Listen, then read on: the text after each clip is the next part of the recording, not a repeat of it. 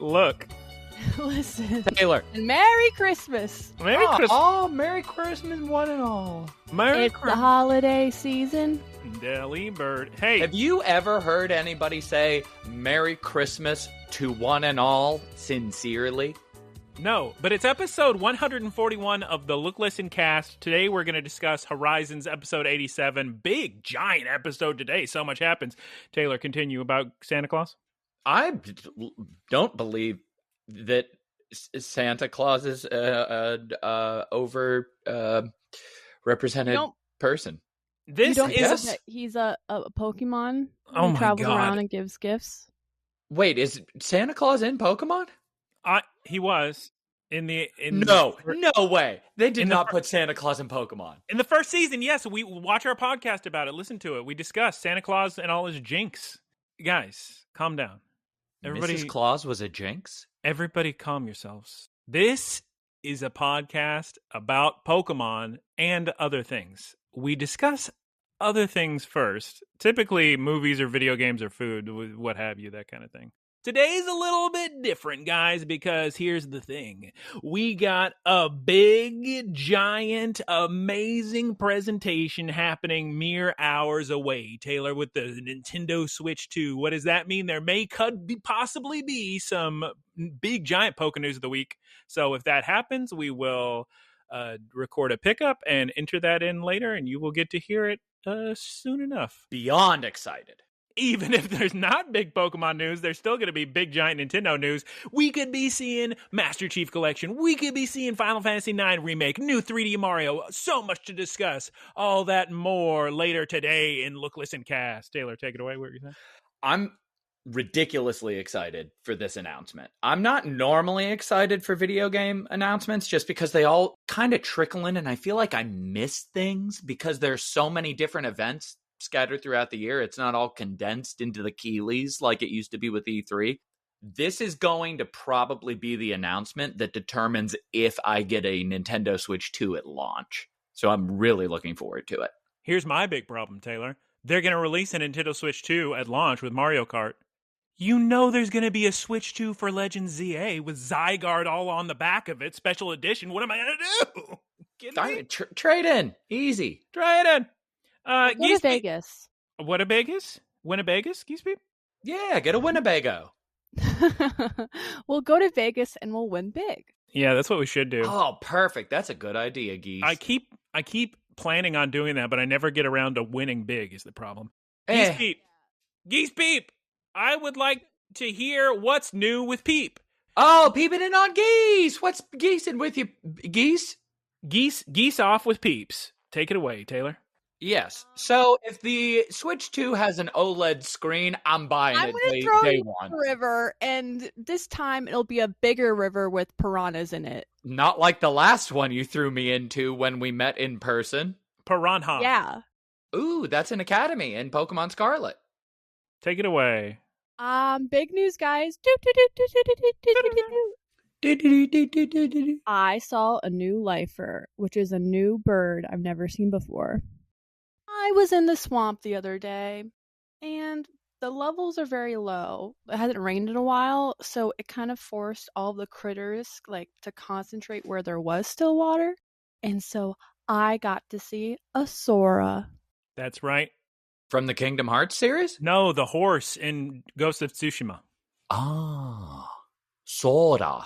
Soda. It's a small marsh bird. It's got a yellow beak, and it's fun. Wow, that's crazy, Geese. Classic yellow-beaked bird. They don't make them like that very often. Right now, I'm doubting myself. Hold on. Yellow Gorfed Warbler. I'm going to Google Sora. Do you think it's going to be Kingdom Hearts or... Oh, wait. It's Sora AI. No, it's a bird. Sora Bird. I almost feel like I'm having a stroke. I'm not understanding the words that you're saying. So you went to the swamp. Beach. Not the Everglades, but a different swamp. Do you wear waders? Do you go into the water? No, Okay, so this is the neighborhood swamp. It's very small, and it runs through... There's a bike path that runs through it. I do not enter the swamp. Aren't you afraid of like getting attacked by all the alligators and crocodiles? I see the alligators and they're friends with me. In fact, I sped run the swamp today before recording, and I was taking pictures of birds, and then I see my little alligator friend came up and swam, and he said hello to me. Taylor, crocodiles are over in Australia. Don't you remember the No. crocodile hunter? There's American crocodiles. Don't lie, Geese Peep. It's true. It's like Banjo-Kazooie. You get the big green boots, and then you can walk through the swamp. I've been trying to see an American crocodile for so long, but I only see gators. Okay, so why is the first... I'm going to say that's the first question I would ask about 4 times. Why? The gators are fine. They don't want to mess with you. Yeah, it's terrifying to me. I can't handle the idea of dinosaurs attacking me. It seems spooks. I just hate them because I had an alligator snap at me when I was a child. Oh. Lunge out of a little, like, creek. Why do you need to see a crocodile in person? And have you not seen any gigantic alligators that sit on your front porch and you can't go to camp that day? I've seen some huge alligators. There's a big one that has island where all the birds nest, and it kind of like does little perimeter checks. Have you ever seen it up close? Yes. It's huge. They are so scary when they get close to you. I don't know. How close do you normally get to alligators? The big one, you're like elevated, so I don't feel unsafe 3 feet away from it. I also am doing my taxes, and it's confusing. Oh, geese. When you're opening a small business in a state where you don't reside and receiving federal benefits from the state you do reside. For audio listeners, Taylor is both nodding his head and shaking his head. Any direction you could imagine, his head is going. My brain stopped, because you mentioned taxes, my brain stopped thinking we were doing podcasts, because that's not, like, why would we ever talk about taxes on this? Yeah, I already did my tax, but I pay a tax person now because it's just too complicated. Yeah. I went to go do my taxes and it said I owe. And I said, I don't have any money. So I stopped doing taxes. And then I clicked on a button that says, or you could just pay us in installments. And I clicked the button for, let's try this. And a big message pops up that says, you are really better off just taking out a loan than doing this, because you have to pay an initial fee of $80 or something to start doing installments. And I said, I won't do taxes until it's due or something. Oh, that's weird. Geese Peep, are we prepared to move on to Watchin', Playin, Eatin' of the Week? Yep. It's now time for Watchin', Playin, Eatin' of the Week. Guys, I have a huge revelation for everyone. Ooh, Resident Evil? Revelightin'. I have a huge revelightin' for everyone. Here's the thing. I've been getting annoyed lately by the fact that for some reason nobody can read my 9s. And I've thought I've written 9s normal for years. But ever since I played Brain Age on the DS and it wouldn't accept my 9s, and I had to change how I wrote them, and every time I write numbers down and somebody tries to read them and they all say my 9s look like 4s, and I say, what are you talking about? So to me, a 4 is not closed. A 4 should be open, and a 9 is like backwards capital P. Turns out 95% of people add a little tail. And what? I've never added a tail in my life to a 9. Yes. Is this the same site that's telling you to take out a loan to do your taxes? No, just look at that's not real. Look at the number 9. Most do a little curly tail at the bottom. Can I have a before and after picture? What do you mean? Of the 9 you originally do it. No. I've only ever written 9s the exact same way. My 9s look identical. But in Brain Age, it wouldn't accept my 9, so I had to start drawing my 9 from the bottom up. Like that. Oh. But everybody thinks that's a 4 because a 4 doesn't have a loopy at the bottom. And I looked up 9 fonts. I looked up the number 9 in a million fonts, and 95% of them have a little curly guy at the bottom. And like maybe 5%. Like a G? Yes, exactly like a G. Nah. But then like 5% goes straight down. And I went, oh my God, I didn't even realize that 9s are supposed to have this. And I've looked at the number 9 for decades never realizing this. So look at it in handwriting samples, because I don't know very many people who put a curl on their 9s because it ends up just looking like a G. Clearly they are doing it, because why does everybody think it's a 4 when I write a 9? I need an example to judge you. Are you writing this in hieroglyphics? Here's my example for you. Imagine a capital P. I can't. No, I know what you're talking about, but I want to see your specific 9. Yeah, artist rendering of the incident. It's a cap. We don't have time. No, keep describing it. While you try to find a piece of paper and a pen. When I was in high school, I decided, guys, I'm gonna write my 4s different. I'm gonna make them open, and ever since, I do that too. And what a switch! Definitely worth it. Just hard angles. They look like a little fork or a cup. It's a 9. Oh, I see why it didn't take them. Yeah, that makes sense why they look like 4s. What? What's different? How is that not a 9? Because it looks like a triangle instead of a circle. Those are like circles. What do you mean? It looks like a G to me. Just 2 G's. If you start at the top of the loop and... I did start at the top, but then Brain Age said it was a 4. That's weird.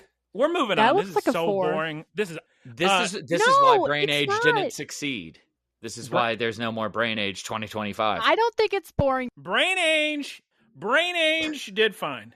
As far as video games, Taylor, here's the thing. I've gotten such a Poke fever. I'm such a Poke maniac catching shinies that after I crowned all my home dexes, I just wanted more shinies. So I'm literally just going down the list and finding what is the next Pokemon I don't have shiny. And I've just been sick. Shiny hunting, mostly in Let's Go Pikachu Eevee. So I got my Paris and my Parasect. I've been catching so many Seal. I got 1 shiny Seal so far. I'm on my catch combo of 450 something right now, looking for my second Seal to evolve into a Dugong. And it's so funny because Seal shinies are so boring. It's just a little off-white instead of white. But it's fine. It's fine. All shinies under Arceus's light are just as important as any other shiny. In the shiny living dex, Taylor, what a shiny Caterpie is just as valuable as a shiny Arceus, if it's going to be complete. Am I right? In Eatin of the Week, guys, I have no money in any account. I have maybe $1 left, so I've just been eating a bunch of free rewards off of the fast food apps. So I ate some curly fries and chicken sandwich from Jack in the Box. I believe that was 60 reward points and 40 reward points, respectively. I got a free Chalupa Supreme from Taco Bell, free french fries from Dongles. What a time to be alive. Geese Peep, it's your turn to discuss Watchin, Playin, Eatin of the Week. I watched Yojimbo. You did? Yes. I'm so proud of you. That is what a cool movie. It is very old. Yeah. 1961. Very old. So just ridiculously influential. Tell me what made you watch it and tell me what you thought of it. That's older than my mother. Same. Take it away, Yojimbo. I watched because Aaron wanted to watch a movie for his birthday, so he picked that one. I don't know why he picked that one. But look, guys, Yojimbo, the titular character, hot. Really does it for me. Is it because of his actions, his personality, or his look? It's just all of it. He's like very, I'm assuming he influenced Cowboy Bebop man. There were a lot of things that it influenced. Which Cowboy Bebop man? Oh, Spike? It's probably Spike Spiegel, I'd imagine who she's talking about. I mean, it certainly influenced that style of storytelling. Anyway, it was okay. Kind of boring in the beginning. I like Kurosawa's other films more. There's no way you... What's it called? Ikiro, I think? Maybe Ichiro? God, I can't remember. It's the guy with the swing. Oh, yes. That's so sad. Ugh. It really is. And that No ending... Regrets of Our Youth or whatever? Or is that the other one? No, it's called like Life or something. It's about a guy who realizes he's been wasting his life in bureaucracy. Yes. Yeah. And then... So sad. I was expecting... I see why they remade it because the concept is amazing, but like clearly it's kind of gated by time and their perceptions of story, or not their perceptions, but their style of storytelling and what they would have found interesting, what was relevant at the time. I watched it because I thought it would be really cool to see some films about post-World War II Tokyo. Like, I think that's a very cool time and place in history.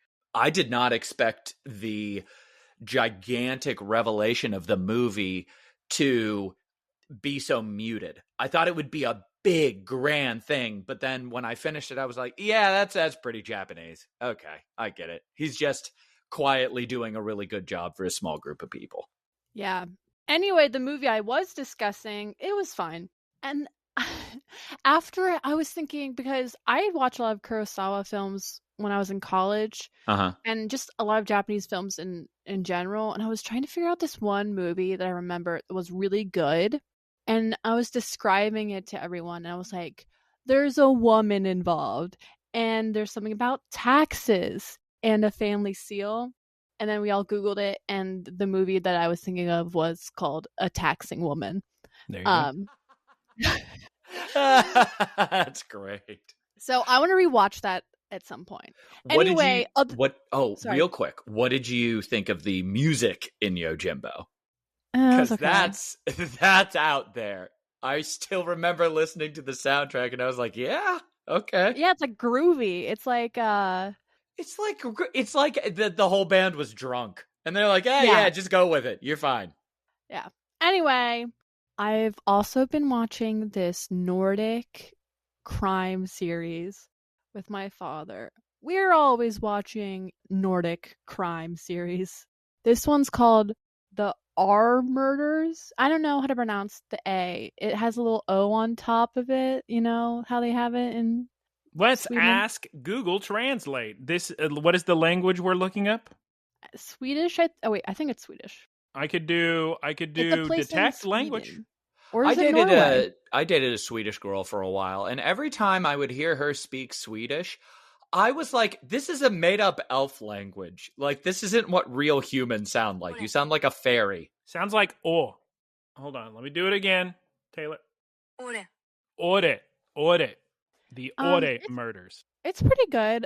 It's not as depressing as the other ones we watch, and I like how they light the show. It's a lot of natural lighting. Versus the other ones are very dark. Normally with natural lighting, it does look very dark. Well, I think it's because this place where they film and where it's set is very north, and I think they film it when it's all, you know how when you're up really north, it's all dark and then it's sometimes all light. Reverse 30 days a night. Yeah. Regardless, they film it well and it's good lighting. Shouts out to whatever show Geese is watching. It's called The Ore Murders, and the lighting is great. What is Bodkin, Geese Peep? So I just started the first episode with my dad. It's apparently a true crime comedy. It's about this Irish journalist who goes back to Ireland to help a true crime podcaster solve this crime. You can't say Irish without thinking of the great Irish tales of Chernobyl. Everybody's hometown at heart, Chernobyl. Okay, Geese Peep, please continue. Also, weirdly enough, Michelle and Barack Obama are executive producers of that show, so. I thought you were going to say they star as brother and sister. Imagine, oh my God. I wonder if that's ever happened. It has to have in the art world where somebody is married to somebody and they're like, oh no, we're going to play brother and sister. Mm-hmm. Actually, that happened in Dexter. It happened in the Wonder Years. Winnie Cooper's sister played her brother? Kevin's second rebound love interest. Was Kevin Winnie Cooper? Kevin McAllister from Wonder Years kisses Winnie Cooper from the Wonder Years. And they're related? Winnie Cooper's sister in real life played Winnie Cooper's rival love interest in the Wonder Years. But they weren't. No, I meant. Wow. Taylor, it's your turn to deliver Watchin, Playin, Eatin of the week. What have you watched or eaten? I started...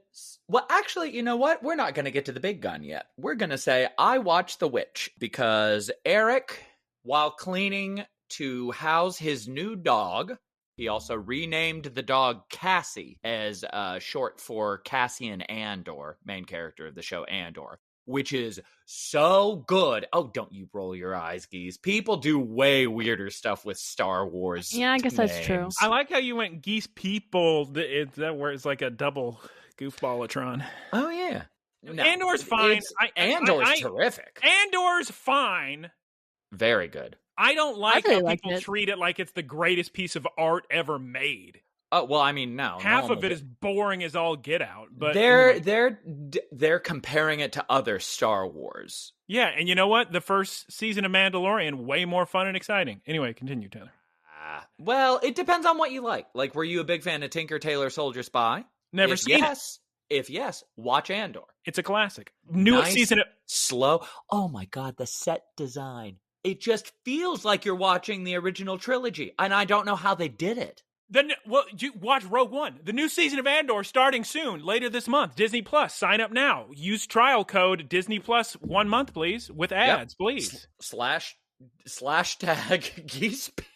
/tag Geese Peep. Taylor, please continue. Anyway, Eric broke his old TV because he was sweeping, lifted his broom, and the broom hit his ceiling fan and then slammed into the television. So Eric did what everybody does and immediately ordered an OLED. And I just kept saying, Eric, you got to get an OLED. You got to get an OLED. So guess who's hanging out at Eric's house way more often? Me.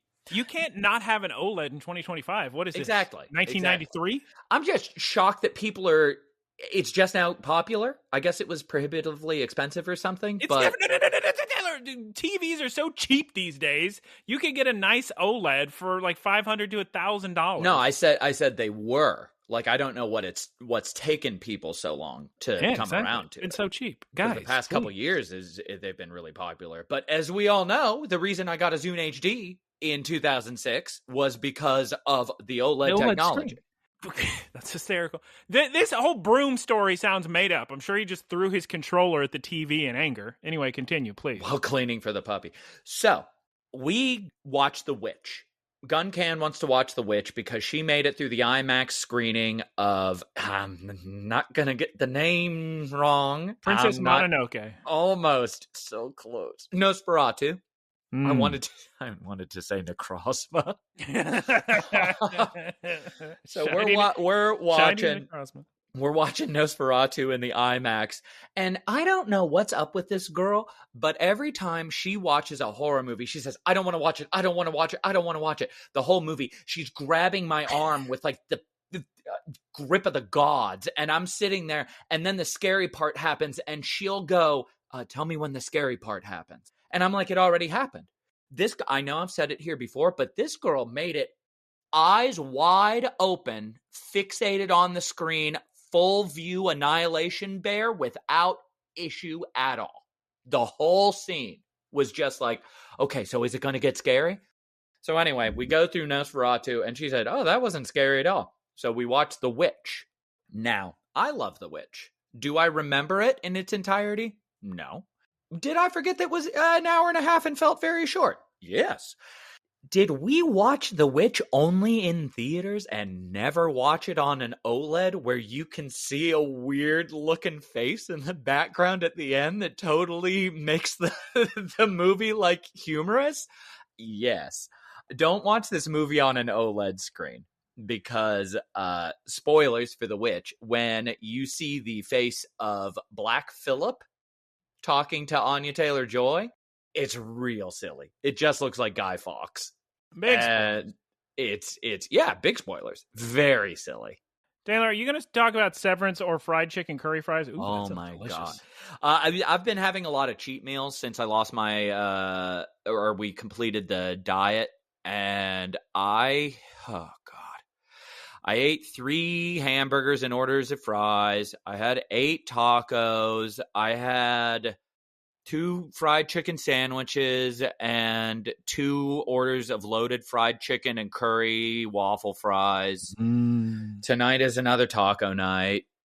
Another taco night. Yeah. I mean, we've talked about my relationship with food and how it's just like I see it as calories, like how my body's going to break it down and what I need performatively. So all this excessive eating is not tickling a reward center in my brain. I'm just now I need to do extra workout tomorrow. I have to sneeze so bad. Continue, please, Taylor, about Severance. Severance Season 2. I didn't think they had it in them.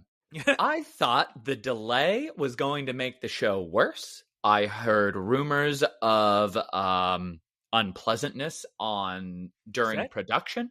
I was concerned because of the strike. Yeah. There were so many things, and I've gotten through the first 2 episodes, and I've got to say, my goodness, are they doing a good job. God, just wait till you get to the 4th episode. You're going to lose your ever-loving mind. That's what I tell people about Giri Haji. Whenever I'm watching this show, the whole time I'm thinking, they did such a good job. They just did one, the acting is amazing. I still love my boy, Mr. Milchick. It's just... from a conceptual standpoint, they keep furthering the concept while keeping it incredibly innovative and interesting. And I just don't know how you do that. That level of creativity is just wild to me, especially when, you're watching, the 8th Marvel movie this month, and it's all kind of the exact same thing over and over again. And you're seeing what's bringing money into Hollywood. And then you look at something like this that's just so incredibly well executed and incredibly creative. Everybody should go watch it.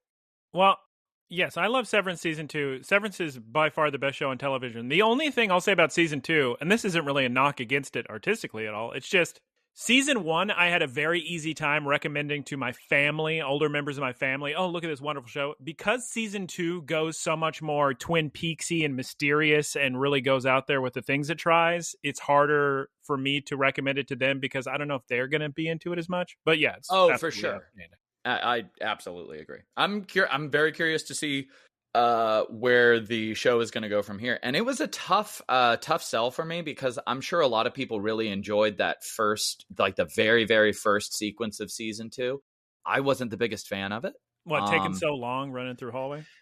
Just the camera angles and whooshing around. It felt very green screeny for a show that hadn't felt like that to that point. There are some long shots kind of semi-exterior long shots of an office building that also feel very green screeny. And I was looking at it thinking, oh, this would have worked in Sin City, but I'm not super excited to see it here.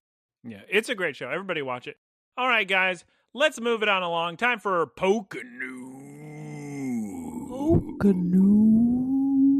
Pokénews of the week. Which, of course, we will record tomorrow in case there's any good Pokénews of the week next week. Our first batch of Pokénews of the week, and our only batch of Pokénews of the week, comes from Sora Bird, and then later on in the episode, we're going to go on about all sorts of Nintendo Switch 2 news via Wario64. Shouts out to John Sora Bird. John Wario64 and Joe Sora Bird. Our first piece of news is very applicable to Pokemon, Taylor, because the Pokemon games release on this system. That's right, the Nintendo Switch 2 comes out June 5th, 2025 for $450, which is not that bad. If you think about inflation and how powerful that machine is and all the games, $450 is fine. Because, their last one was $400 or $350? Yeah, some of those. Somewhere in there. This one also has a whole bunch of memory. What's the lowest model memory? There's only one. It's 256 gigs. Yeah, which is higher than their last one. Their last one was 32. 32 gigs. Yeah, 6. Download a couple wallpaper. Okay, what was I just about to say about the We were talking about the difference between John Wario64 and Joe Sora Bird. No. I can't remember what I was going to say. That's wonderful news. Wonderful news all around. Talking about games coming out on the Switch 2. Yeah, Switch 2. Specifically Pokemon. Yeah, Pokemon is coming to the Nintendo Switch 2. And was leaked before, and people said, ooh, it's not going to happen. That's right. It's been announced, Taylor, that Legends ZA will have a Switch 2 version. Not... Because they have two different things for Switch 2. There's a Switch 2 game, exclusive game, and then there's a game you can buy that's better on Switch 2. And ZA will be running at all sorts of high frame rates and beautiful 4K on the Nintendo Switch 2. That's where I'm going to play it. Leave it to Nintendo to take a relatively simple concept and make it incredibly confusing. No. Because they're talking about, we got the Switch enhanced versions. We got the Switch 2 version. It's good. I don't know what the difference between the Switch 2 and the regular Switch version is. PlayStation just says, hey, here's the PS4 version. It's going to run way better on PS5. You can choose both performance and visual mode. Or they release a PS5 exclusive that doesn't run at all on the PS4. No, you're crazy. You're crazy. Super simple, super easy. And actually, Xbox figured it all out a long time ago, and it just plays the best version. But then you get different trophy lists. We're not talking about that. We're in the middle of Pokénews of the week, guys. Also, big Pokénews of the week. We're getting GameCube games for the Switch Online Members Plus Expansion Pack Ultra, which means you're going to be playing Pokemon XD Gale of Darkness and Pokemon Coliseum on your Switch 2. Isn't that exciting, Taylor? I was looking at that little GameCube thing going around, and I was like, okay, yeah, I get nostalgia. I'm very excited to see the GameCube load-up screen. They show Soul Calibur, what was it, 2? 2, correct? Yeah, with Link. They show Soul Calibur 2. Soul Calibur. Soul Calibur. They show Soul Calibur 2, and I remember playing that game. I had a bunch of friends come over, and we all played all night. Thinking it was the sickest looking thing in the world? Yeah. And I was like, oh man, this game is so cool. Wow. Oh my goodness gracious. Doing the giant single player campaign. Playing as a Link. Choosing which weapons you equipped on your character. So sick. And I look at the grainy little footage they put in the Nintendo Direct, and I was thinking, I was using rose-tinted binoculars. My goodness, I should have. This does not look good anymore. Let's discuss this more into the episode, Nintendo Switch Talk, because we are still in Pokénews of the Week. So let's conclude Pokénews of the Week with big announcement: Scarlet and Violet getting a free update for Nintendo Switch 2. Hope you like frame rate because it's coming your way. And I hope you're excited about hopefully being able to see Pokemon spawning in the wild more than 3 feet away from your character. That too. And that concludes our big Pokemon news of the week. Well, actually, let me see. Joe Serby, let me see if you got anything else interesting on here. There was a TCG Pocket update. Look, get your little Sprigatito promo. That'll be fun, huh? Oh, I forgot about that. I have not been playing a lot of that game. No, it's great. Thank you, everyone, for listening to Pokénews of the Week. We'll see you. We'll go back into the past, Samurai Jack, discuss an episode of Horizons, and then you'll meet us again as we discuss a bunch of stuff from the Switch 2 presentation. See you in a little bit. Okay, goodbye, everybody. I mean, hello. Goodbye. Okay. All right, we're back from Pokénews of the Week. Taylor, can you believe it? They're re-releasing every single Pokemon video game for $70. Wow. This is going to be the first time that I buy their value pack of a Switch OLED and a Switch 2. I'm so excited. Every Pokemon game, $70 each, Switch 2 launch titles. Can you Scalpers, you better get ready for me. Each game comes with a limited edition Pokemon trading card game. Everybody gets a plushie. I can't believe they're making an Animal Crossing Battle Royale. Shouts out to Animal Crossing. It was only a matter of time. I forgot to tell you this in my plan of the week earlier. We went to get boba at the place downstairs, and while I was waiting for them, they had a triple. Oh, sorry, we don't have any taro paste. Oh, sorry, we can't do light ice on that drink in particular.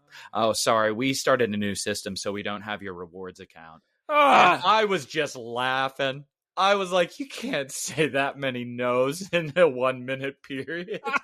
None of them are even like related to each other. They just really don't want you to ever come down there again. So I went and I had 4 tries at the claw, one of the claw machines that they installed, and I won 3 times. Sir, cutest thing was this little bunny.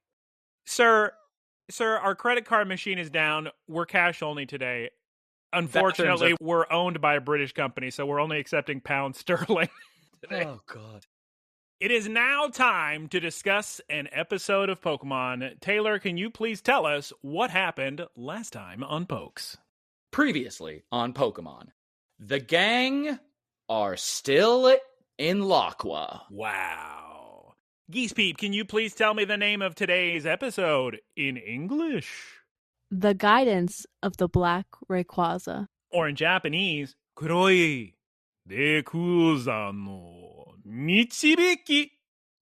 Spoilers, kind of not a good name for this episode. Yeah, he doesn't do much. I don't understand the title.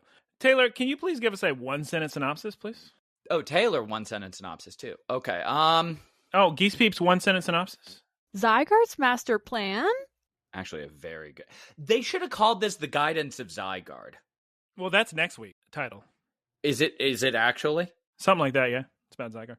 Guys, This episode, I believe, I'm going to give it a high score.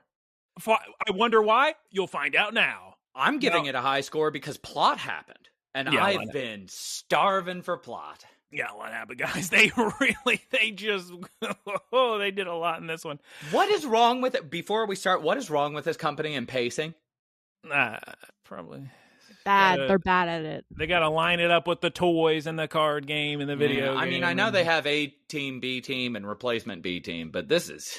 Also, to be fair, all the plans with Horizons have been goofed and upped and down and left and right and changed. Dot was never supposed to be a part of the cast. It's a really? whole... I think we were supposed to have a movie by now with Liko. Really? But that didn't happen. Well, yeah, it used to be there was a new Pokemon movie every single year. We haven't had a Pokemon movie in years. And I think the new one, well, this is just a leak. Wait, we already said it's time for a discuss an episode of Pokemon. Sorry, everybody. We open with Gibeon and Zygarde again, and they're talking to the Laquim crystals, going on about Lucius and Lucius dying, and my boy Zygarde, he starts to howl, Taylor, like the dog he is. This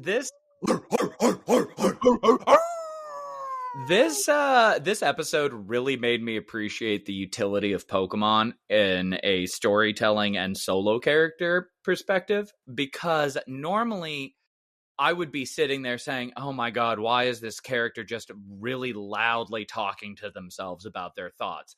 But everybody's just talking to their Pokemon. Yeah, Zygarde understands everything. Zygarde's one of the smartest guys around. He's one of the smartest guys around.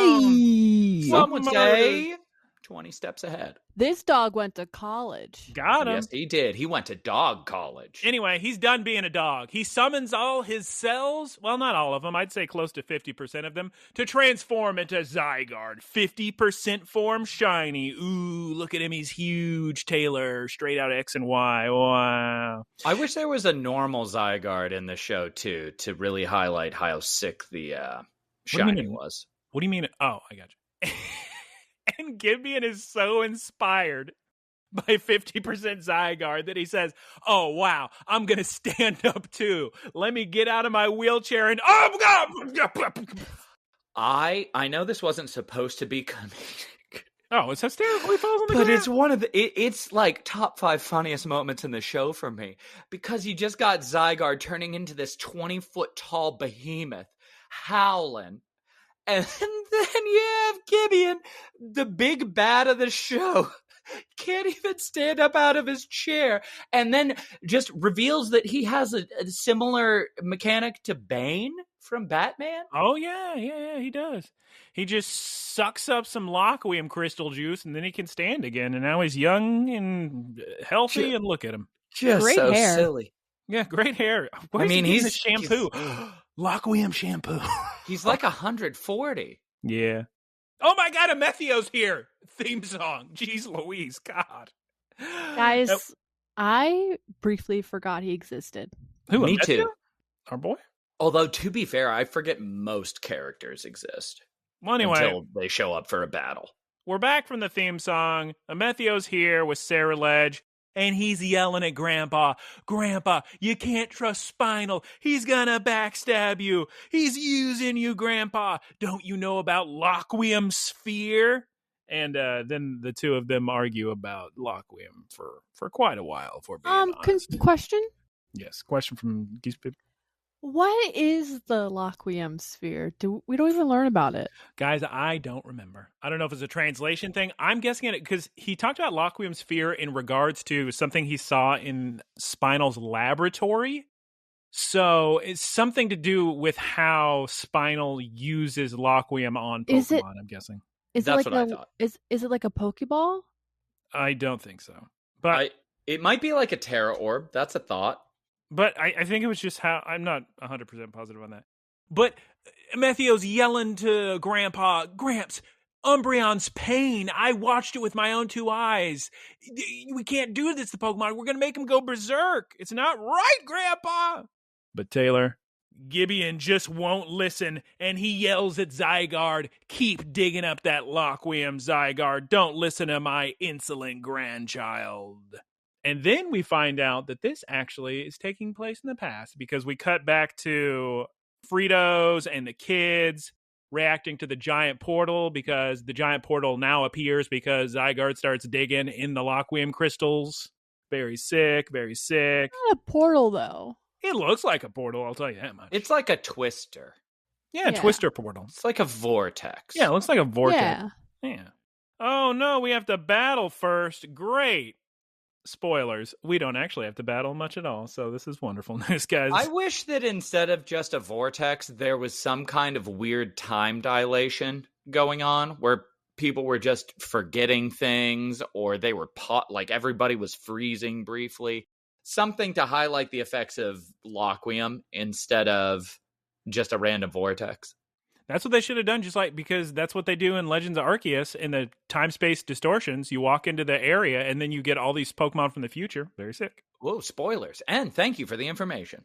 What's going on? The kids versus the explorers? But what? There's a ride on using Rock Slide and a Golduck using muddy water? I don't believe the kids are going to fight the explorers.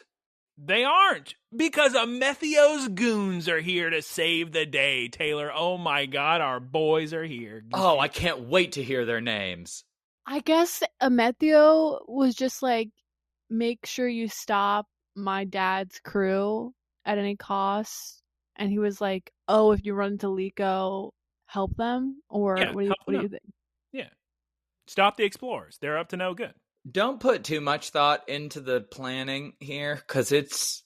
Everybody loves Metheo's goons. Nobody would ever forget their names. They're here to protect Liko, Dot, and Roy from Chelsea, Sidian, and Coral. And honestly, who could expect me to say more than 6 names in a sentence? So I'll continue. Go, Kilowattrel! Fly us away! I thought you were just going to say Goku! That's their name! Go, Kilowattrel, fly us to safety. Hatchram, Tinkatuff, use a double brutal swing to clear a path for us so we can run away. And I was laughing because I wasn't expecting Fritos to also just be here in the air, flamethrowering Glacier. I loved that flyby flamethrower. You didn't even need to do that. He was just like rubbing salt in the wound. Like Fritos, so good. That's good. That's good. Then we get the half a second scene of Metheo's goons arguing with the rest of the explorers, and they're saying, we'll take any punishment you give to us. We're protecting our boy Metheo. But honestly, there's no time to argue because there's a giant vortex portal tornado about to kill everything. So let's cut to Spinal approaching Metheo. Yes, Ant-Man. What happens to the goons? Because all of Coral and everyone, we see them later in the episode, but we don't see the goons. So I can explain that. It's Metheo's time to talk. Cut forward to dialogue from Metheo is the answer to your question. I hope the explorers didn't kill them. Okay. They just show up as ghosts. So now we see Spinal approaching Metheo. And also, all the Rising Voltaclers show up. All the stars are here. Geese Peep. No. I was like, where's the rest of the crew? They could help out. He's cooking dinner. Yeah, they didn't go to Laqua. They love watching the ship. Yeah, they have no interest in going to the mysterious paradise that their entire journey has led them to. Guys, they're a mechanic, a nurse, and a chef. What are they going to do there? Cook a parfait? Yeah, Molly has to check her vials. Well, Terapagos then starts to just scream at Gibeon. But here's the thing. This Lockwium, it's getting out of control, Taylor. This whole place is going to collapse just like it did in the past. So, of course, Pagago-chan, our boy, Terapagos, says, I'm screaming for all 6 heroes. Give me a montage. All of you guys pop out right this second. Ooh, sick Final Fantasy music, Taylor. Ooh, wow, what's going to happen? When this happened, I was saying to myself, here's the moment I was denied when they were climbing up to get to Laqua. Now it's time for the 6 heroes to really carry their weight. Yep. And they stand there as Zygarde breaks the crystal to reveal whom Geese Peep, or who, depending on the correct English. Lucius. And I laughed so hard at the next line. Lucius appears, and Gibeon looks at Zygarde and says, Zygarde, you have betrayed me once more. And I lost it. It was so out of nowhere. I can't believe you betrayed me again. How does his mind think that? Like, what is he? I know he's old, and he's probably suffering some mental effects from being isolated and being on Laqua, but like you say, Lexapro. How do you? He also says, I get it. So this was your plan all along. And I'm like, I'm confused. He literally just did what he said. He said, dig up the Laqua. Zygarde dug up the Laqua. Yeah, well, here's the thing. Gibeon's correct, because as Lucius... Oh, by the way, Lucius is here, guys. I don't know if you guys missed that when we were discussing the episode. The ancient hero, he's fine. He looks like he's, 30-something years old? Yeah, normal age. Also still wearing his armor. Yeah, he's just been sealed in the crystal. He's been fine this whole time. But it turns out Zygarde was betraying him just a little bit, because he did the entire time. He's just been telling Lucius what's been going on, and look how evil the explorers are, but look how sick the Rising Boltaclers are. Look, it's your great-great-great-great-great-granddaughter, Liko. She's sick. Isn't she cool? Commercial break, by the way. In the little tags, very sick. Lucius standing with Shiny Rayquaza and Gibeon standing with Shiny Zygarde. Very sick, very sick. Very sick. So Lucius, he's here. This is a big deal, by the way. I don't know if you guys noticed. He says, hello to Liko. It was such a weird moment where he just explains, oh, no, I'm good. I'm all caught up. It's like I haven't been dead because Zygarde cells gave me all the information. Yeah. And that's fine. Yeah, telepathically. I wish we've got some kind of foreshadowing or some kind of lore information about why Zygarde would do this. The foreshadowing was this is the first time anybody's talked about Lucius being dead. Well... As soon as Gibeon was wheeling his way over to the landing pad, and he said, "Oh, Lucius died such a long time ago," I said, "Lucius." As I was telling you a few weeks ago or something, Geese Peep, we all know from Zygarde's Pokedex entry, he's all about monitoring the entire Earth and the ecosystem. So he's gonna tell whoever he needs to tell to make sure the ecosystem is in business, is working. When did we learn that? If you played X and Y in 2013, it was homework. So before a lot of the kids that are watching the show were born. So hello, heroes of light. It's me, Lucius. I saw everything. Zygarde showed me telepathically, and now Lucius says, "Terapagos, my boy, come here. I got a story to tell everybody, but you know me, I need my big tortoise shell projector. So if we could just use your power real quick, make a big shell around us, and I'm going to show everybody all sorts of sick stuff. Okay, Terapagos?" You remember the shell that exhausts you completely to the point of unconsciousness. It was like when Michael and I went to the Sphere. Exactly like that. So Pagogo-chan gave everyone some free waffle fries and made a big sphere. And now we begin the tale of 100 years ago. Zygarde monitoring the ecosystem with all his cells across the planet. Everybody knows this. Come on, guys. Are you kidding me? Also, big reveal, guys. Apparently Laqua from a different planet. Who knew? Not me. I also have a follow-up question about this. Yes, Geese. Where does he get this information from? Oh, probably Zygarde. Zygarde's so smart, Geese Peep, with all his master plans. You see, I don't know if you guys realize this by now, but Zygarde and Shiny Rayquaza, and maybe Lucius to some extent, the entire series from episode 1, this has all been their master plan. It truly was all Liko's story. It was their adventure. Yeah, we gotta find worthy trainers and lead those No, worthy they did trainers. their adventure on their terms. Yeah, All really- part of the plan. All part of the plan. Really Geese. doubling down, Geese Peep. And we've answered your questions and not taking any more questions. Okay. Geese Peep, you were saying? Is Zygarde from another planet? Is that why he knows? Not that I know of. I think he's from here. I think he watches the ecosystem of Earth or Poke Earth. I thought you were just gonna say I think he watches TV. No, I mean Deoxys is from space. That's for sure. So he doesn't explain how he knows that it's from space. Clefairy's from the moon. But anyway, Very- it's me. Sorry, it's me. It's back to me. Lucius is my name. All that being said, my big story about outer space, and nobody needs to worry about where it came from. Here's the thing, kids. We really got to destroy all this Laqua. This Laqua is bad news. Don't listen to Gibeon. Guys, we got to destroy it right Did now. he get a future projection that he knows that what? How does he know? No, Geese. Think about all the bad that Laqua has caused. It's caused multiple ecosystems to flourish. It's created a paradise where Pokemon don't fight each other and where they live in harmony. That's correct. This is doomsday stuff. It's too dangerous, but Gibeon still wants it. And at this point, Fritos interrupts these 100-year-old men to ask about the paradise of Pokemon, exactly what Taylor was bringing up. And then Spinal butts in. And at this point, I'm going, guys, can we be just a little bit more starstruck about the ancient adventurer Lucius? Why are we so casual? Just everybody's got something to say.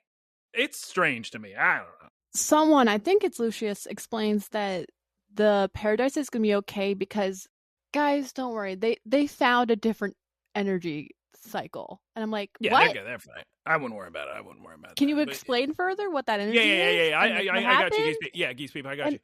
No, I'm all over it. I'm answering your question right now. Just don't with the Laqua. It's bad. Yeah. Pokemon's going to... Yep. Pokemon's going to go berserk. It's kind of like electricity, almost, in a way, where it's like, you think it's good, but it's awful. Yeah, and then Spinal comes out of nowhere saying, don't worry about it. I can make it safe.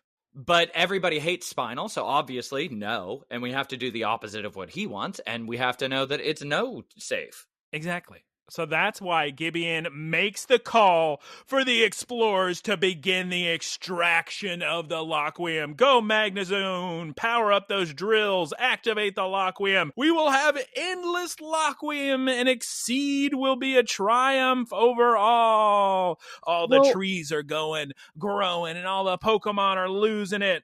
I also like how Gibeon very rightfully is like, if you knew all this, why did you let us unseal Laqua? And he was like, it needs to all be destroyed, which I'm confused about because why? Geese, listen. Okay, listen to what Gibeon's talking about and how terrifying it is. People could live longer, more productive lives. The ecosystem would flourish. Do you know what that means? No, all the Pokemon are going to be upset because look, Captain Pikachu and Charizard are fighting because the Laqua. And they hate fighting. My advice at this point was, guys, can you just put your Pokemon in their Pokeballs right now so we're not worried about this? No. Captain Pikachu and Charizard, they knock each other out. Yeah, because Fritos, come on. And I actually forgot that part happened. Hey, Roy got starstruck and had the best line of the episode, which was, "I'm a fan of all of your adventuring." Yeah, that's pretty good. I love your work. So Laqua extends life, et cetera, et cetera. It's basically a life source. And to that, Lucius is like, if we exploit powers beyond the laws of nature, we're all doomed. You know what's elaborate? It's actually very funny. Sorry, go ahead. Instead, the correct thing to do is by taking steps one at a time and walking alongside Pokemon, we can forge links down to future generations, which is a very vague statement. So Geese Peep, the Laqua bad, and awful. It starts to grow. So Amethio yells, "Ceruledge, Psycho Cut those drill machines! You better get a critical hit since you're using Psycho Cut." Very funny thing is Lucius's reasoning is consistent because in the flashback from several episodes ago when they were talking to the Ghost of Coraline, they had no reasoning. Lucius was just like, oh, no, that's bad news. I gotta betray Gibeon. Nobody betrayed anybody. I mean, Lucius did change his mind, not tell Gibeon and act against him. Gibeon kept the cause consistent. I'm not saying Gibeon's a good guy, but I am saying from the treachery side, it was all Lucius. Nah, but anyway, Glalie blocks the big psycho cut from hitting the giant drill machines. And then we get Gibeon and Lucius arguing some more. I forgot about the drill machine. Where did those come from? It was probably like Dragon Ball, remember? Oh, sick, yeah. Bulma had all the drill machines in her capsules. Yeah, so the little capsules. Pocket monsters. There you go. And then Shiny Rayquaza shows up, and I think, oh, it's about to go down now. Oh, Shiny yeah. Rayquaza's going to put it into this. Yep. Instead of Shiny Rayquaza doing anything, Liko just holds up Terapagos, and Lucius says, my great-great-great-granddaughter, Liko, use your dark witch magic to hold up Terapagos and give him power from all the 6 heroes. And Liko goes, I'm on it, Gramps. Do I understand what that means? Not really. I think it happened in an episode before. Please grant me your power. It was funny the other way because Lucius said, hey, do your witchcraft thing. And Liko just goes, understood. Yeah. And for the first time since we started covering this series or the previous series, I thought, please give me a Liko monologue. Also, Gibeon is like, we traveled on this journeys. Why don't you understand my ideals? Why did you betray me? And Lucius is like, it wasn't our intention to betray you. But yeah, sorry, we probably should have talked about our goals together and maybe made a mission statement. Yeah, he does give a big I'm sorry right after Terapagos goes into his terrestrial form. It's better to ask for forgiveness than permission. That's a good point, Taylor. So Gibeon's apology, scratch that. Lucius's apology. Lucius sounds like a villain's name. That's all I got to say. Lucius's apology falls on deaf ears. Gibeon says, that's not good enough. Zygarde, you betrayed me once, shame on you. You betrayed me twice, shame on me. Please, I'm on my hands and knees, Zygarde. Fight for me, fight on my side against these twerps, which Roy, he thinks to himself, there's no way. We love Zygarde more than anything life itself. You're telling me Zygarde's going to fight us? Yeah, it's been their favorite Pokemon since at least 2 to 3 minutes ago. And Amethio makes a stand and says, Grandpa, I fight on the side of Liko, Dot, and Roy with my Ceruledge. I'm standing against you. I'm here. It's me, Amethio. I'm here to help you, technically, but you just don't know what's for your own good. So it's me helping you. It may look like I'm against you. Actually, I got your best interest in my heart. Of all of the people present in this goofball exchange, Amethio is the only one with any logic behind what he's doing, because he's not saying, oh, I think Loquium's bad. He's like, no, Spinal's gonna do something bad with this source of power, and I have to get rid of that because I don't know what he's doing, and he's right here. Everybody else is just like, nah, Gibeon, we don't like you, so we will not help you. But Amethio is actually like, shouts out to Amethio for holding the episode together. It's me, Amethio. I'm 100% certain that I have your best interest at heart, and Spinal does not. So I need the help of my boys, the Rising Voltacklers. Do you have my back, Rising Voltacklers? And Liko, Dot, and Roy say, of course. Let's all terrestrialize immediately. Do a big 6 scene. And let's end the episode right here. Just imagine this exchange, but not with like some extraterrestrial energy source, but with like medication. Because that's what Gibeon's been doing to stay alive. I thought of a lot of things you could put parallels to, but they are. No, I was gonna bring that up later. But the first thing I was gonna say is, where's Amethio's dad? He is presumably the CEO of Exceed, right? He has to work right now. He's on his desk with the Chinchilla. He has a meeting. Oh, correction shareholders. Correction of the week. Excuse me. I don't remember which one it was, but one episode I called Minchino, Chinchino, or vice versa. So big apologies. That was from like 6 weeks ago. Oh, we all remember that one. And they also like foreshadowed that there was something mysterious with the mom.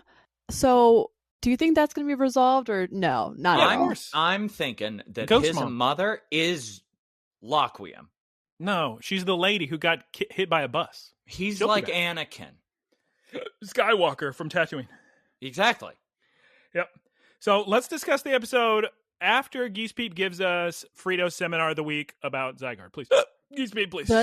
The transition to the seminar was so funny. Oh, it was like, great. Dichotomy of tone.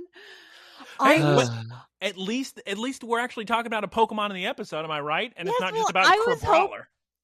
I was hoping that it would be like Jigglypuff or something. Yeah. I was hoping so bad. You know what I wanted? Random When I saw that it was Zygarde, I was like, why didn't you make it look like Frito's was watching the Zygarde and fade out on a TV and then cut to him pointing at the Zygarde and saying, Zygarde is this and this. Missed opportunity.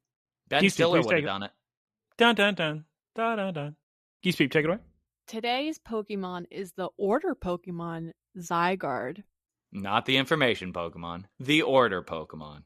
Small individuals known as cells assemble together, creating larger bodies. But do you know what Zygarde does across the world? Is it A, create, B, destroy, or C, monitor?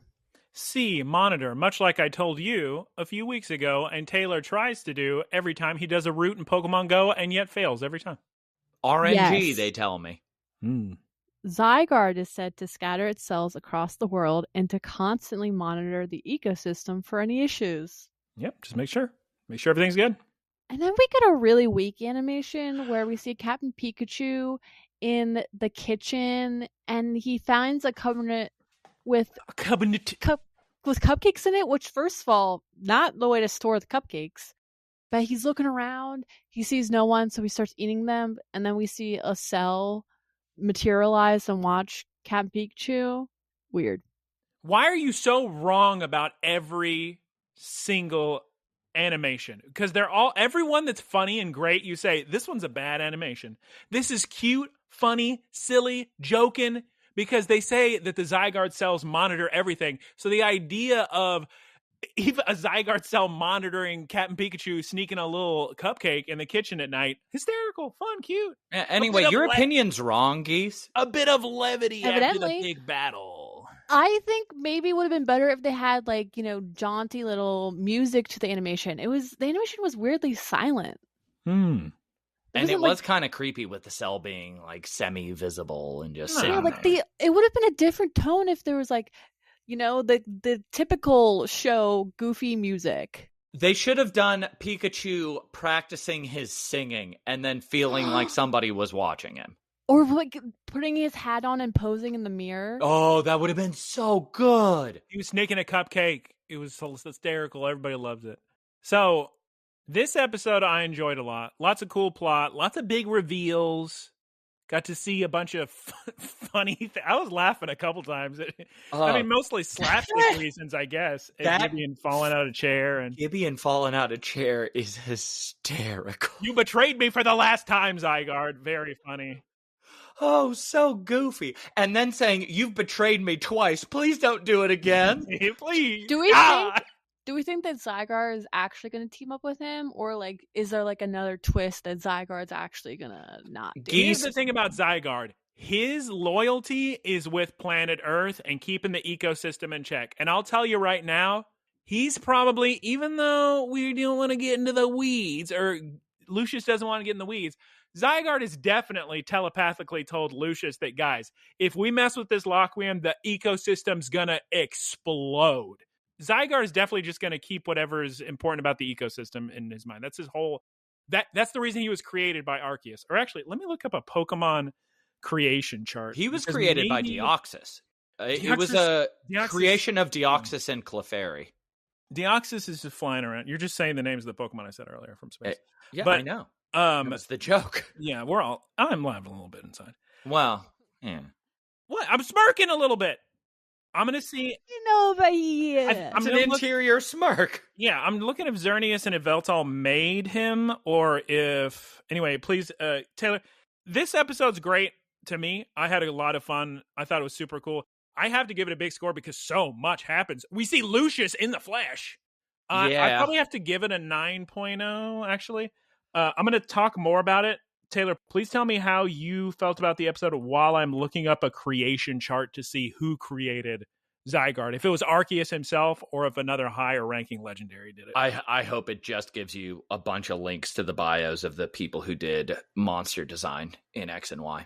I thought you were going to say, I hope you just get a link to the Bible. All right. This episode, I also am obligated to give it a high score because this is the first plot we've had in such a long time. They've given us like a crumb every night for a week, and this is the first night we get a burger. And I just can't, I'm going to have to give it like we'll say 8.8. Wait. I'm so sorry. I don't know if this is AI slop just listening to our words, but I literally just pulled up a thing that said it's theorized that AZ had something to do with the creation of Zygarde using Deoxys's DNA. I'm deep on Pokemon lore. I'm in there. I need to keep reading. Wait till you get to the part about Clefairy. That'll shock you. The problem I had with this episode is I am firmly on the side of Gibeon now, and I shouldn't be, because Gibeon and Amethio are the only two who have actually presented an argument other than, I feel like this is gonna be bad, guys. Everybody's just arbitrarily doing things, arbitrarily changing loyalties. Gibeon wants Laqua for its capacity to create life. Amethio wants to stop Gibeon because he's afraid of Spinal.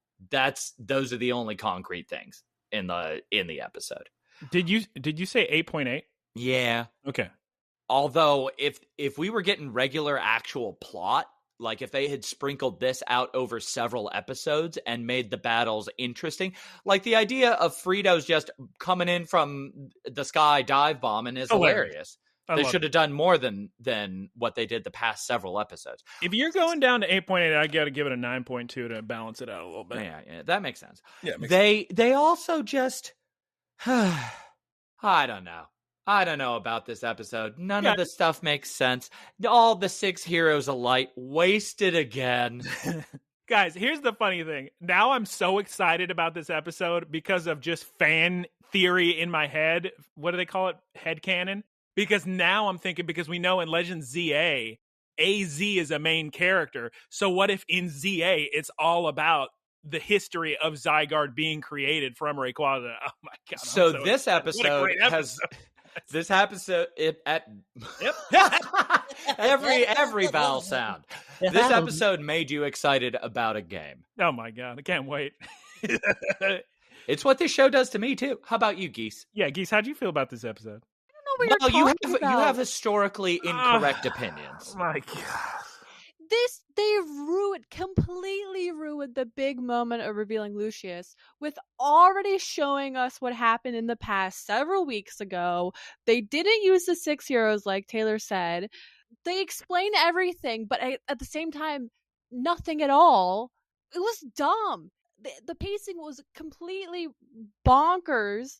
Not only in this episode, but the ones leading up to it. Oh boy! But you remember the kids don't even get to shine or use the lessons they've learned in this episode. No, but it was their adventure. Remember, the big lesson was it was your adventure the whole time. Yeah, and do you remember when Cleavor broke that rock before Lapras accidentally killed everybody? You've said that every day for months, and I'm never gonna stop saying it. It was the biggest. I was screaming at my phone, saying, "What is wrong with this episode? How could they do this?"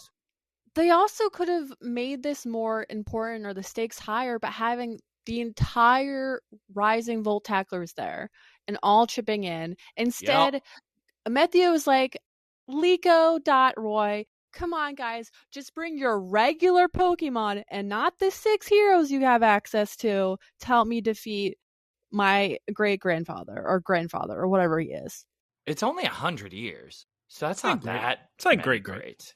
Yeah. I did find the obvious analogy to nuclear energy interesting, but unwarranted and unexplored because everything that we know about Laqua is that it could be bad. We've seen it be bad once, and that's even then, not really. It's more like a fission analogy because I can't see any downsides outside of it, like it being turned into like mutated to a bad end. Like we know Gibeon has been kept alive by Laqua, but we don't see any side effects or downsides to him continuing living. We don't see him it's in like pain or no, you can't use metal because some people turn metal into weapons. Like that's how I see it. Well, we know that it hurts Pokemon. It makes them go berserk. It hurt Umbreon and it hurt Charizard and Captain Pikachu. And they just went wild attacking each other. I did glaze over the Charizard Pikachu bit because I was so flabbergasted by everybody's just complete lack of clear motives. It hurts Pokemon, and it could be tied with Mega Evolution. You could get into a big conversation with, so all the Mega Evolution Pokedex entries were crazy when it first came out, and all of them were about how much pain and suffering the Pokemon went through to undergo Mega Evolution, which is crazy. When were most of those written? Because that was a big thing in like... This is all XY, 2013 X and Y for 3DS. That was a big time for... Well, no, a little bit before that, where the idea was, you have to grow through suffering was just such a huge anime thing. They made it sound like Mega Evolution is not a good thing, which is something. And we're going to get so much Mega Evolution this year, Taylor. ZA. Yeah, well, no, that's bad, right? It sounds like you hate this episode. What are you giving it, a 3.0, a 4? Well, I want to ask a question. Okay. Did you guys pick up on the nuclear energy stuff? I thought it was about vaccines. I mean, there are just too many analogies that you can make. I'm used to my nuclear analogies via Gundams. Sydney Sweeney will be starring in a live-action Gundam. I did see that. That's interesting. At one point, Amethea was like, you're gonna risk the lives of these Pokemon to get to mine the core of Laqua, and Gibeon is like, yeah, they'll die for the greater good of evolution and whatever, which sounds a lot like, nuclear energy arguments and everything, and especially in the context of Japanese culture, I feel like they're heavily alluding to that. It's a very present theme in a lot of Japanese media, yeah. In 1954, the Lucky Boat incident. Reporter Geese Peep reporting for duty in the middle of episode discussion. I've been lost at sea for 2.5 years. Prime Minister Sako, what was his name? There's no way you're going to get the name of a 70-year-old prime minister, and you can't say Lapras. He was the prime minister. He won the Nobel Peace Prize for his nuclear 3-point principle. It's me, Prime Minister Sako. In fact, he was had a horde of nuclear weapons in Okinawa.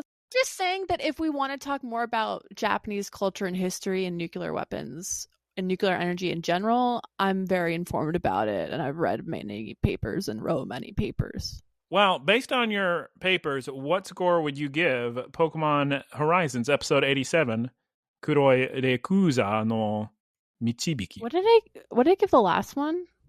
Somebody's got to scroll up. Last week, you gave the episode a 7.5. Ooh, high score. Geese, feel free to score it low. I only scored it up because I can't keep giving these low scores, and they finally give us plot. This was a purely transactional score on my end. It was a fun time. With the context of the larger story, it's a lower score, but as an episode by itself, it's fine. I wasn't ever bored. I had a lot of questions that went unanswered, but don't worry. I'll bet in the next episode we're going to get to watch Songo bring out Screaming Tail again. Taylor, take 2. Don't worry. I'll bet Sandwich will bring out Screaming Tail again. Taylor, I'm going to give you a note before take 3. Coral and Screamtail. Taylor, take 3. Don't worry, I'll bet Coral will bring out Screamtail next episode and answer every question you have. That's a good point, Taylor. Geese Peep, what is your score for this week's episode of Pokemon Horizons? I'm just Rayquaza gonna Rising. give it a 7.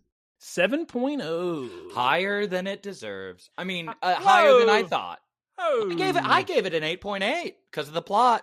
All right, guys. Thank you so much for listening to us discuss this. I say lots of fun, lots of stuff happened episode of Pokemon. We're now going to discuss all the big guys and doings at the Big Switch 2 presentation. How exciting. We're back. Taylor, it's time to discuss our question this week. It comes from me. Taylor, how did you like the big giant Nintendo Switch 2 presentation?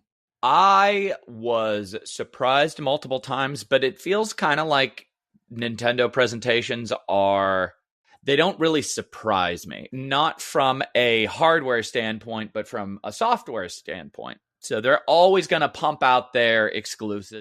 I'm actually curious to see how you feel about this, because I look at their flagship IPs, their Zelda, Mario. I'm going to throw Metroid in there, even though it's probably not really considered a flagship at this point. It doesn't sell much in Japan. Or here, actually. Like, people who are super into games adore and respect Metroid, but it doesn't sell anything.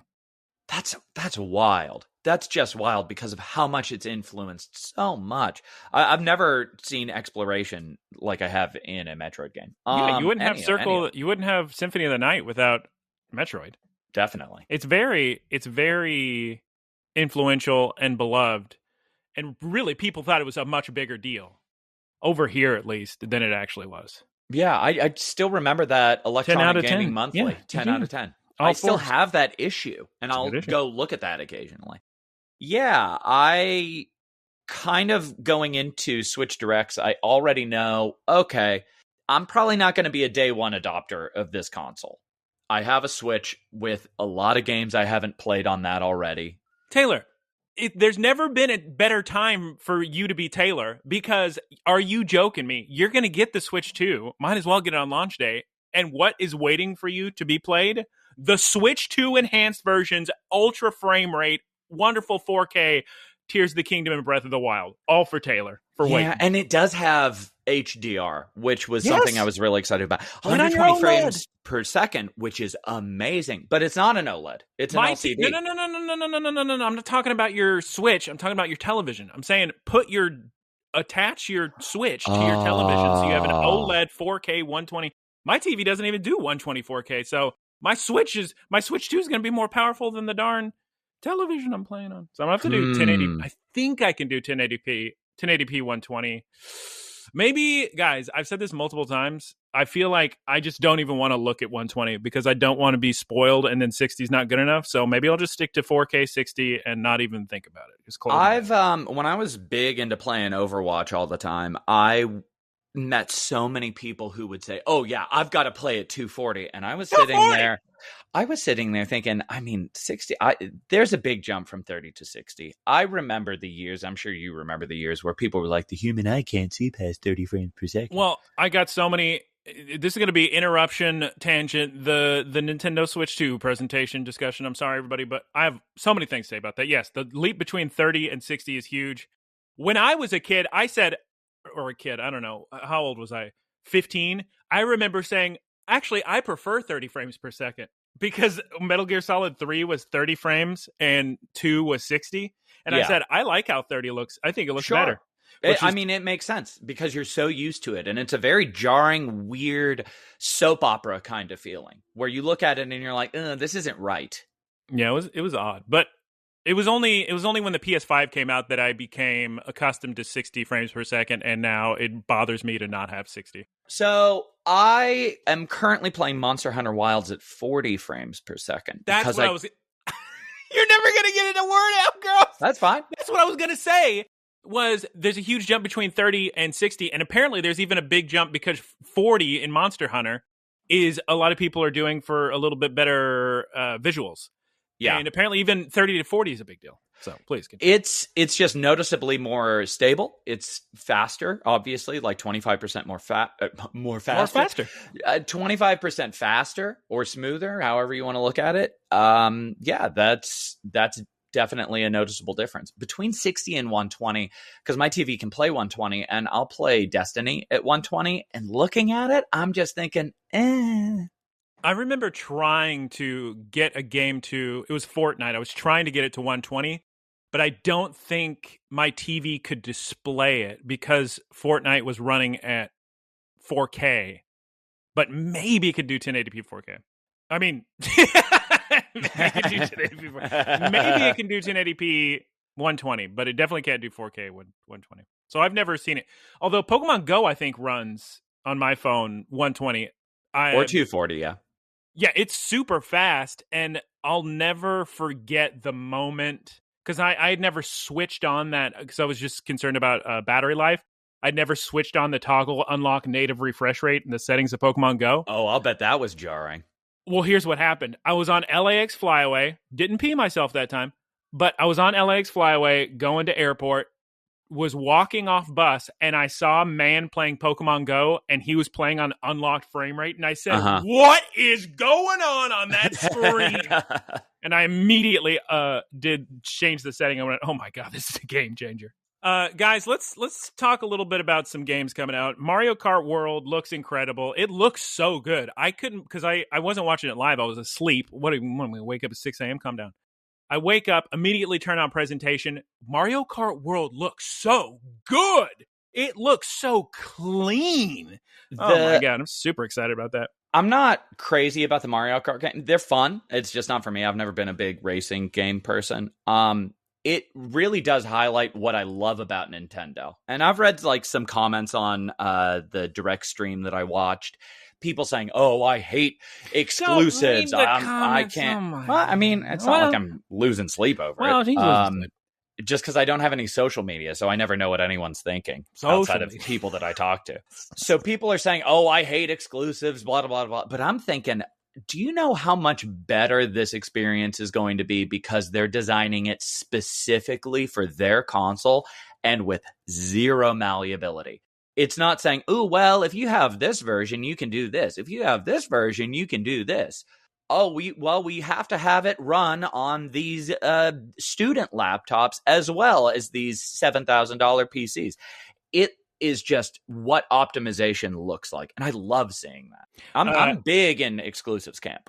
Even though you're not into Mario Kart, the majority of the planet is. Mario Kart 8 Deluxe has about a 1 in 2 attach rate for the consoles. So this thing's going to sell like hotcakes. It's going to be crazy. I'm going to be jumping all around. I'm not going to go in any order. I'm just looking through Wario 64. So I guess it'll be kind of an order. I just want to bring up, I definitely was, the biggest surprise of the night was, what is it called? The Blood Thinners? It's the new From Software game. Yeah. I thought the whole time I was like, Bloodborne 2? Bloodborne 2? It's totally a Bloodborne spiritual successor, but it's exclusive to Switch 2. So you got to get a Switch 2 to play this game. That's what I'm saying. Yeah, which is good because I'm actually, anything that forces me to play a game in mobile format, I enjoy. Because when I do play games, I normally either play Pokemon Go on my phone or I play something on my PlayStation. When I saw this, I thought I would be way more excited because of how much I love Bloodborne. I've beaten that game 5 times now. I always watch lore videos. If you ever want to see something that you can download to fall asleep to, Bloodborne lore. It's so interesting. I'm not that excited about it. Oh my God, Taylor. It's really weird because it's a Switch exclusive, which I like. It's from Soft, who I love. I just don't know what it was about the trailer, but it seemed kind of poorly put together. And maybe it's because it was a rushed trailer. It was either a rushed trailer or something that FromSoft always does is they'll make things really cryptic and cinematic. And the beginning of the trailer I thought that was going to be the entire trailer, but they showed gameplay. And when you're looking at gameplay in a game like a FromSoft game, I never think it looks very cool. It feels cool. It feels cinematic. The set pieces are really cool. The lore is cool. The world's cool. I mean, they're great games, but they don't for me, look particularly like a trailer where I'm like, oh, whoa, now I'm buying it. When I saw the two guys with the double katana, both of them, I thought, that looks sick. But I don't know if I'm going to play this game. Here's the thing. No trophies. That's true. Maybe they'll add some trophy system. I don't know. There's a lot of predictions I had that didn't come true. There was not a 3D Mario, but they did reveal Donkey Kong Bonanza. I don't like the art style of this. It doesn't look good to me. It doesn't look appealing, but I'm willing to bet the gameplay is very, very fun. Something I didn't realize until the very end of the trailer. Donkey Kong Bonanza is sort of like, is it Red Faction Gorilla, where everything's destroyable and you can dig through all sorts of ground, and I think it's really taking advantage of the Switch 2 hardware in terms of just the amount of malleability in the environment, which is probably going to be a fun game. I just don't like how it looks, and I wanted a 3D Mario. I'm sure the game will be good. They're not gonna make a bad game, I don't think. Okay, Switch 2, I predicted all sorts I thought we'd see Final Fantasy IX Remake. I thought we'd see Master Chief Collection. We didn't see either of those. We did see Cyberpunk 2077, which is hysterical to me because of how much guff they got for Cyberpunk 2077 on PS4 and Xbox One being absolutely unplayable and terrible. We'll see if this runs well. I was shocked to see Cyberpunk 2077. All right, guys. Cybertwunk. Good old Cybertwunk. I love my Cybertwunk. So hopefully it's better optimized now. I'm still not 100% sure how powerful a Switch 2 is. It looks... That Mario Kart footage looks great to me, so I'm sure it'll run Cyberpunk just fine, guys. Come on. Let's see. Other video games that were a big deal. When they announced Bravely Default Flying Fairy HD Remaster, I said, you know what? I may play this game now. I was looking at it getting excited, too. Because I was always curious about that game. Did you see Randy Pitchford, that goofball, going on about Borderlands 4? With his big jacket and crazy As soon as I saw Borderlands 4, I tuned out. I sure loved Borderlands 2 and 1. That was a good time. They were great. They were great. Just Borderlands Curse of the Moon was very, even though we had fun playing that, it was rough. Curse of the Moon? It was a free sequel? Sure, yeah.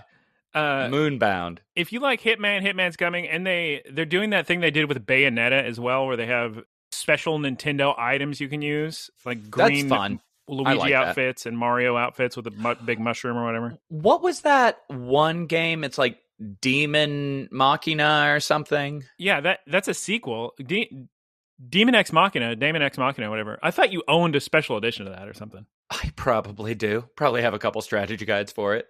Yeah, but what is it? I didn't play the first one. It never interested me. Just some anime kind of game. Probably has RPG elements, you'd imagine. Let's see. Similar UI. I'm not too worried about that. You have to use a bigger SD card now, or SD, what do they call it? EX?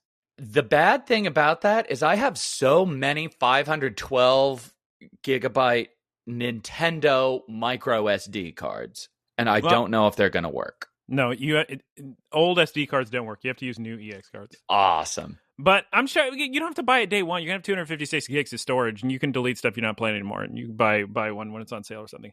Metroid Prime 4 looks so good, and when they told me play this HDR on your OLED TV at 120 frames, I said, oh my god, this game's going to be so good.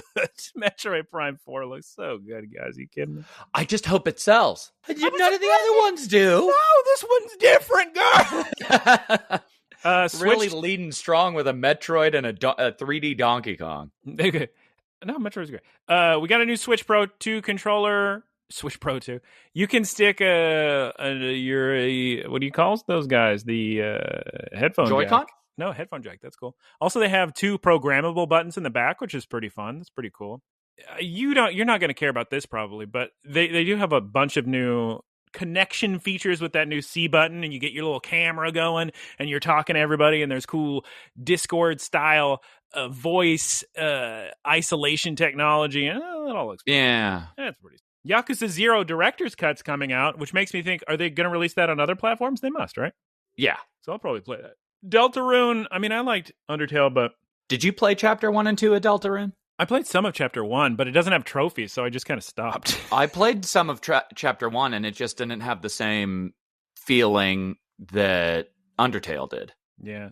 Some people are upset with the gaming prices or the prices of video games. They're going to be like 70 or 80. Mario Kart is 80. Donkey Kong is 70. Those anybody who's upset about those prices has no knowledge about how much it costs to make a video game and adjusting for inflation how expensive video games used to be. Because Donkey Kong Country 3 in the 90s was $80. So that's just so much more money than it is today. We were stuck at this $60 price point for so long. I promise you are getting such a good deal on video games. If you can't afford it, then you can rent used or whatever, or buy older games, because most games, not Nintendo, unfortunately, but most games you can get on sale for like $20, like a couple months later. I think they're kind of building these to be shared. That's kind of my assumption. Yeah. They have lots of share options now. And the cool thing the DS used to do is they have this feature now where just pretty much for not every game, but a lot of games, only one person needs the game, and then everybody else can download a version of it, and they don't need to own it. Like Split Fiction, which of course, Split Fiction coming to Nintendo Switch too. And I was laughing when I read that. With Mio and Zio, have some fun. I actually think 80 is a bad decision for price points. I remember paying. It's only getting higher. Yeah, I know. But when people are still coming to terms with 70 as a price point, I think they should have waited for pretty much every game to come out at 70 and then said, okay, and here's an $80 game. It's going to be so huge. We're going to have to see what they're going to do with GTA 6. They'll probably just sell it. Because they could easily sell it for 80 to 100. The smart idea is probably just keep it at 70 and sell a version for 100 that has 3 days to a week early access, because you're going to sell a lot. One of the big announcements for them is Kirby Air Riders from Sakurai. The thing is, I didn't like Kirby Air Ride on GameCube. Maybe it was just turned off at the time, just thinking like, oh, what is this little kiddie game? There's only one button you can press. I didn't think it was good. I want to know what the rationale of releasing that and Mario Kart at the same time is. Like, are those games different enough? Time. It's very different, and they're not going to... Or announcing them at the same time, sorry. Oh, I don't know. But Kirby Air Riders is not a launch title. Mario Kart's a launch title. They have Rock and Ride, the wheelchair basketball game. Yeah, I don't think I'm going to play that one. Also, does it? It's such a cool concept using the Joy-Con as each side. Like, I love that, but they should have chosen more exciting gameplay, because it just looks kind of tedious. Yeah, I don't know. There was like a tiny little announcement in there I thought would be a bigger deal, but it was just in part of a sizzle reel. A new Professor Layton. People love Professor Layton. You kidding me? They haven't canceled Hollow Knight Silksong, apparently, because I was laughing so hard. Everybody else has all these demos, and they just have this little thing where you're watching Hornet jump, and then they say, oh yeah, it'll come out 2025. Yeah. I was actually talking to you about this. What an unfortunate thing to announce a game and have it stuck in development for this long. Yeah, because it's reached Mighty Number 9 tier, or the Mighty Number 9 tier 3DS port of dread/anticipation, where there's almost no way that it can deliver based on its delays. Yeah, I'm sure it's going to be a great game. I trust Team Cherry. Hollow Knight was very good. Not my favorite game, but very, very good. Beloved by the community. Such a good community. But there's no way they can deliver something that people are satisfied with. No. Also, Final Fantasy VII Remake Integrate will be on there, which means Rebirth will be on there. I wonder if the third one's going to be on there. It must be, right? If they're going to put the first two. I would imagine. They're also releasing a Wavebird. They're releasing a GameCube controller, a wireless GameCube controller for the GameCube games. That'll be fun. I feel bad, though, because everybody's asking for Wind Waker on Switch, Wind Waker on Switch. They're putting it on the GameCube library, but they made a way better version of Wind Waker for Wii U that has the fast sail and removes the bad Triforce fetch quest at the end of the GameCube game. So you're playing the inferior version, which is kind of sad, I guess. You and I played Hyrule Warriors on Wii U. I'm not super into that game. I guess when we played it was kind of novel. Remember, one of us was playing on the TV, one was playing on the Wii U gamepad. But I'm not going to play that. I don't like Musos. So I was actually talking to Eric about it, because I used to be really into Dynasty Warriors. That was a daycare game for me. So the kids would all gather around, and you would have that kind of dopamine hit whenever you would take down 20 people. 20. With a slash. Hyrule Warriors was fun playing with you. I don't know what the current consensus is on Musou games. When I see Persona 5 Musou, when I see Zelda Musou, I think those must have an audience because they keep making them. I guess so. I actually did think Dynasty Warriors on PSP was actually super sick because at the time that was akin to magic that you can have that many things on the screen of a handheld. I thought that was I remember that. That was right after PSP came out. I remember I was in some summer school thing and somebody had a PSP with Dynasty Warriors. I thought it was so sick. There's a bunch more news of just games that are also coming to Switch 2. We don't need to cover that. It doesn't really have much to do with Switch 2. One thing I find funny is the Welcome Tour, which I felt bad. So this is just a game where you are looking at Switch 2 features and playing little mini games. And I thought, okay, that's kind of interesting. And I said out loud to myself, oh, it better be free. And then at the end it says a paid digital only game. And I went, okay. And then I said, funny because I was thinking, oh, it's just a worse version of Astrobot. That's what I was just about to say, Taylor, is Astrobot looks so much better than this. Astrobot has all the sick PlayStation stuff you get to crawl around and look at, and this just doesn't look as good. It looks that's crazy for Nintendo of all companies. It just looks like so generic. It looks like a Flash boring game. Yeah, it doesn't look good. But yeah, I can't believe it's 120 frames per second, 4K, crazy. You'll get your OLED in a few years, so sorry. That's what I was kind of thinking. Do I want to just buy it now? Yes, Taylor. How many times I got to tell you? You can play it on your TV. Your TV is an OLED. Recall yourself, Taylor. But I have the thing with me now is that whenever I'm looking at a game, unless it hooks me with a 4-hour demo like Metaphor and First Berserker Kazan, my backlog is too ridiculous. I still haven't finished Final Fantasy VII Rebirth. Well, maybe that'll never happen, but Legend ZA, you're going to want to play at a good frame rate. And did I already say that at the top? I was laughing how many people said ZA is not going to be on Switch 2 when that's been leaked for years. Super Ikaku. Who on earth wasn't saying it was going to be on Switch 2? People who don't. I mean, I guess it's not a Switch 2 exclusive, but there's a Switch 2 version that's way better. Excuse me. Of course. Just people who don't follow the Pokemon gaming leaks, because Pokemon leaks are big and powerful, and if you follow them, you'll learn a lot about all sorts of things. I think we covered most everything. Game chat, camera, Mario Kart. Oh, regarding ZA, I'm very excited about it. Very, very excited about it. I haven't started Legends Arceus, and I haven't finished Violet. So this is the problem, because I know if I get on the new exciting thing that has like a little bit of a zeitgeist to it, community interaction, what have you, I'll have a better experience. But then that means I will never go back to the old one. No, you have to. Taylor, are you out of your mind? Let's Go Eevee came out in 2018, and I've played about 15 to 27 hours of it the last 2 days just trying to get one shiny seal. Like, you're shiny hunting. Like, that's not... I'm just trying to speed run the game. That's the end game, which will take no time at all. What do you need me to trade you a strong Pokemon? Trade me your stuff, I'll feed it some candy so it can be level 100 and beat the game. No. We all know I have to get through these games with a level 99 Bidoof. Guys, Switch 2, I'm excited about it. The only thing I'm thinking is, do I not get a launch Switch 2 in the hopes that there's a ZA bundle later this year that's got Zygarde all over it? That's the real big question. I don't know. Normally, I would tell you that would be far in the distance, but lately, game companies have been, or not developers. Taylor, we need to get you some, what do you call it? Medication for your Alzheimer's.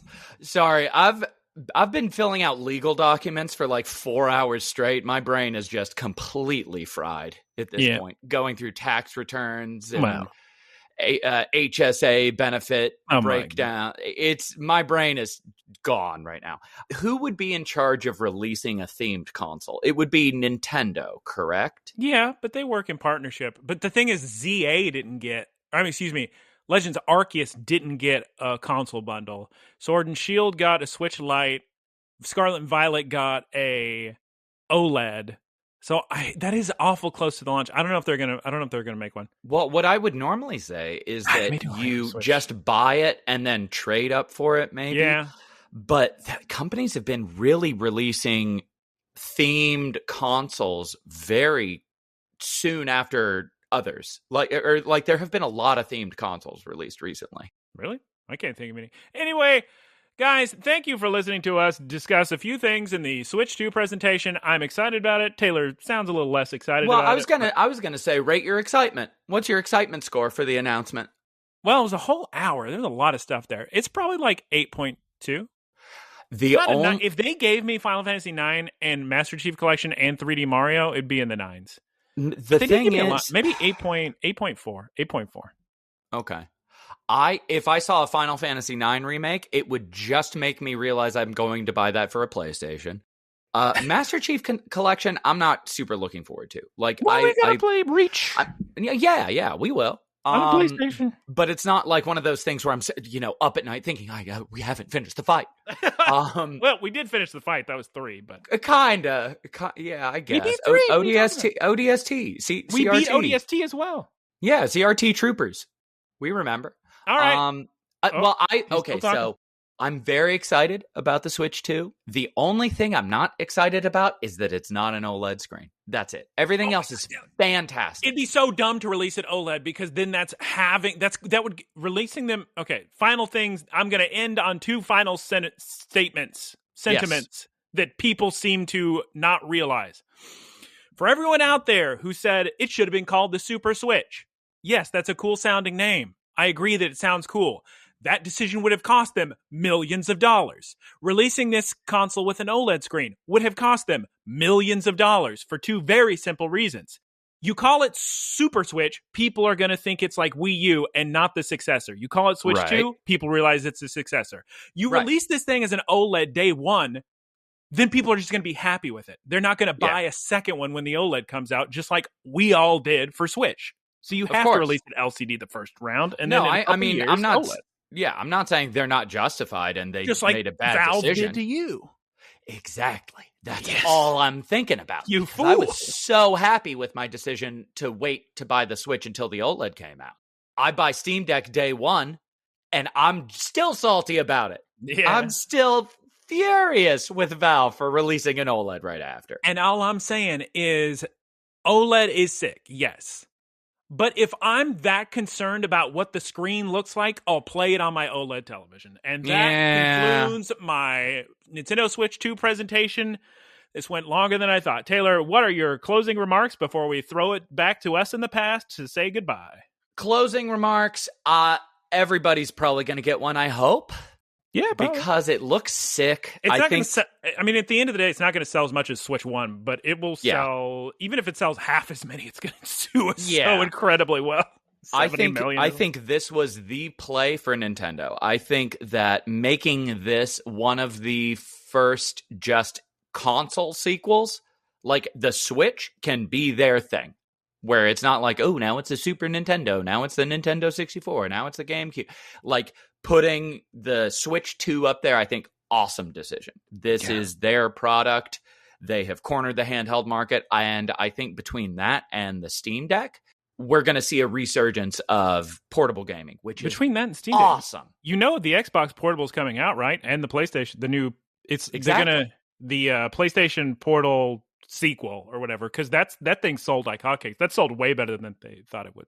Oh yeah. Okay. And when it comes to that, I'm gonna be in heaven with all the traveling. So if I had to give this a numerical value, I'm actually gonna say 8.5. Ooh, nice score. Because while it didn't get me hyped, because I already knew what to expect, like there was nothing that I was surprised by in the presentation, but at the same time, Nintendo's just solid. They're just such a solid company. They innovate consistently well. They develop their IPs. There's so much care put into everything that they do. And I think it's going to be a great success. Oh, yeah, definitely. Can't wait. Okay, talk to you later. Goodbye, everybody. We're back from discussing the Switch 2 presentation. Taylor, can you believe it? The Last of Us Part 3 is coming out on Switch 2 in just a couple months in June. I can't believe it. I'm surprised that it's going to be It's going to be physical only. Switch 2 exclusive physical only, $150. No downloadable content available. Wild time. Also, it's a $14.99 monthly subscription to play it. But that's okay. For a single-player game. Yeah. You get access to subtitles. Yeah. What was your favorite part of the Nintendo Switch 2 presentation, Geese Pete? I liked when Luigi gave Kirby a nice big smooch. That was a sick part. It was up there. Do you think that felt a little forced? Yeah. Do you think the Switch 2 is going to come out when we're in Japan? Probably not. It comes out in June. So almost. Almost. Geese Peep, please bring us into the wrap-up. Let's say goodbye to everybody. Hey, guys. Remix! Take it away. All right. Hey, say the wrap-up 3 times. Geese Peep? Hey, guys. Thank you, everyone, for listening. You can find us at Look, Listen, Cast on Spotify, Apple Podcasts, and YouTube. Please like and comment so more people can find us.